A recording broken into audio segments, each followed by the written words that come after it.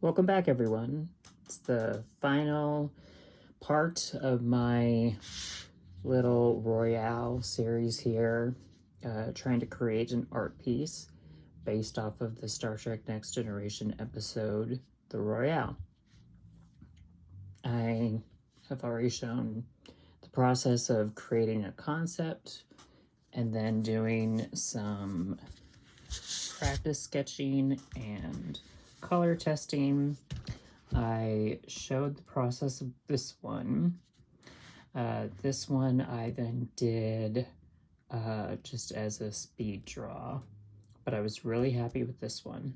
So much so that I didn't want to do it anymore.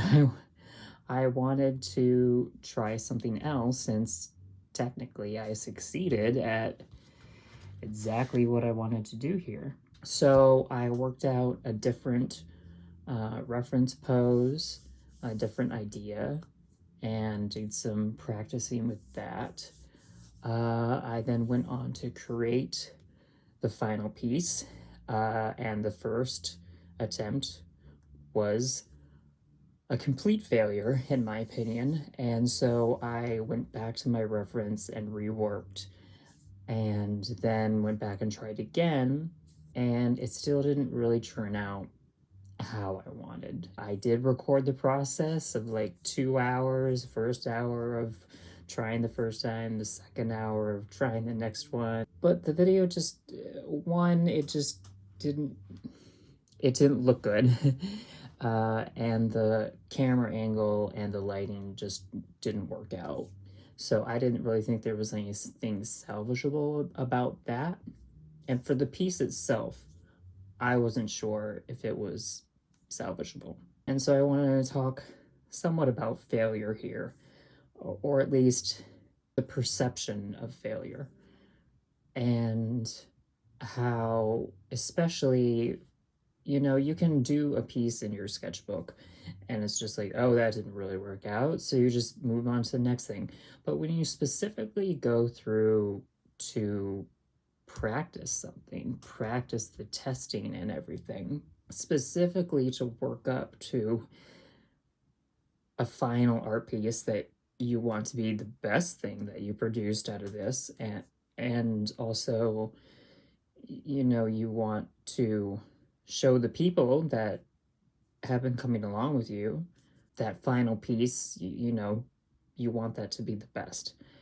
And it just did not work out. I mean, part of it was the paper. The paper for this Artec sketchbook is definitely different than the paper that I did all my testing in. And even though I knew it would be different, I knew that this paper reacts differently with alcohol markers, I didn't think the difference would be that great, especially since I have been so happy with how the markers looked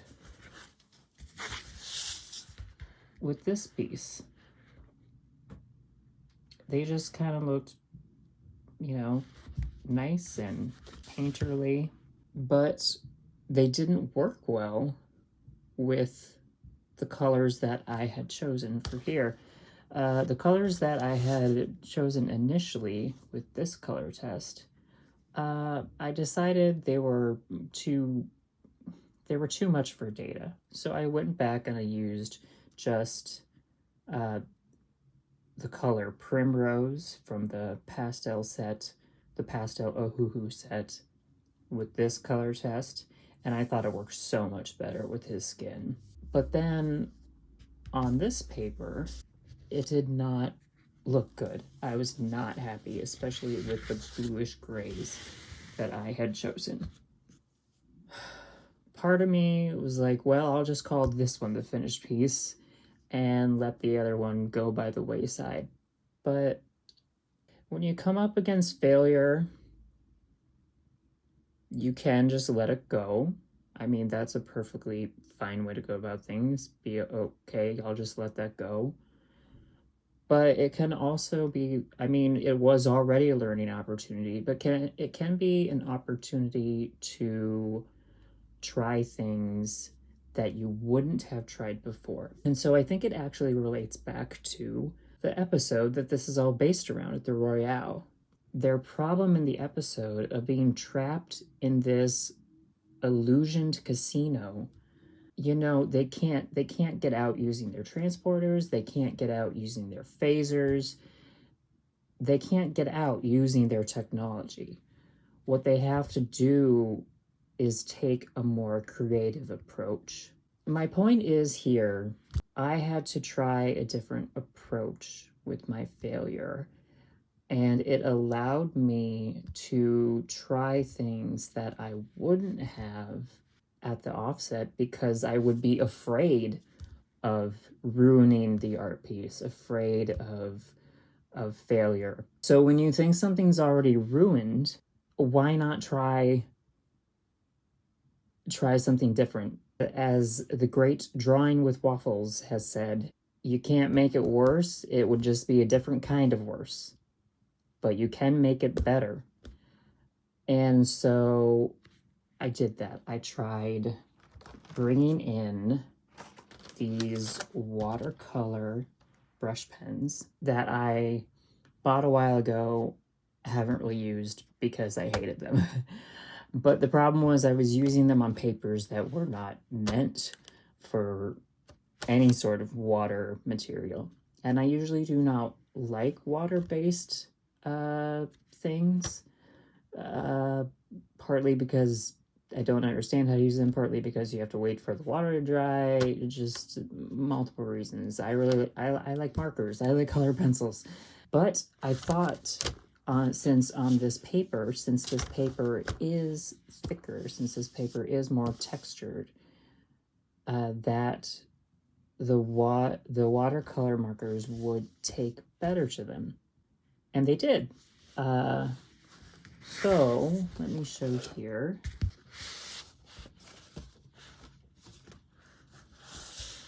And here it is.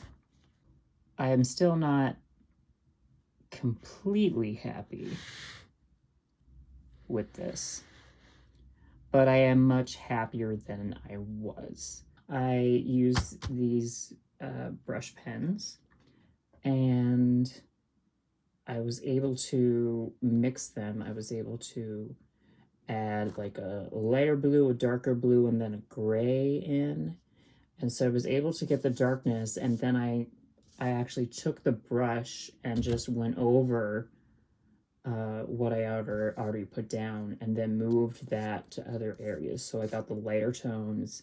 I was able to get some of these textures on the hat that I really enjoy. I went over the skin some, and the paper seemed to hold up well. It did buckle some. It's become a little warped, as you can see.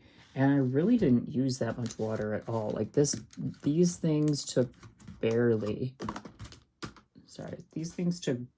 any water to work, which is a good thing. But also it was a little bit of a struggle to figure out how much water I exactly needed.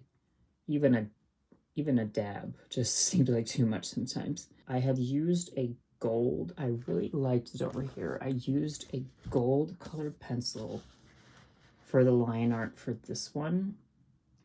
I thought that really worked with Data, really worked with his skin. But on here, while it did work initially, it didn't stand out enough, especially after I added in the background. So I went in and I added a dark brown color pencil, which with my first test, I thought it worked well with him, but I thought it was overly defined.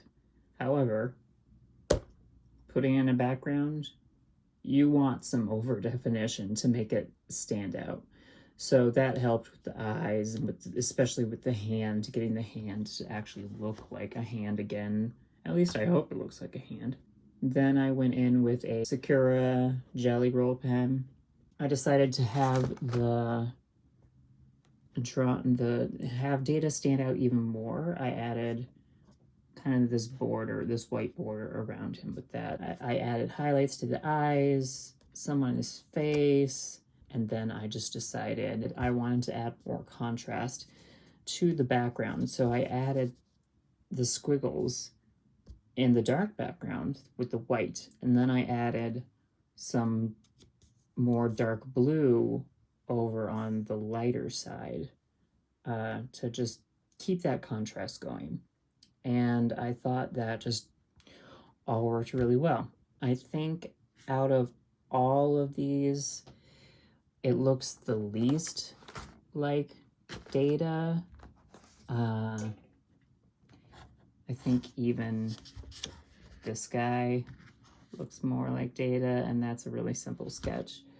But these, I lost some of Data with his eyes here once I lost, you know, maybe I should just do that right now. Erase some of the color pencil. And then I'm going to, whoa.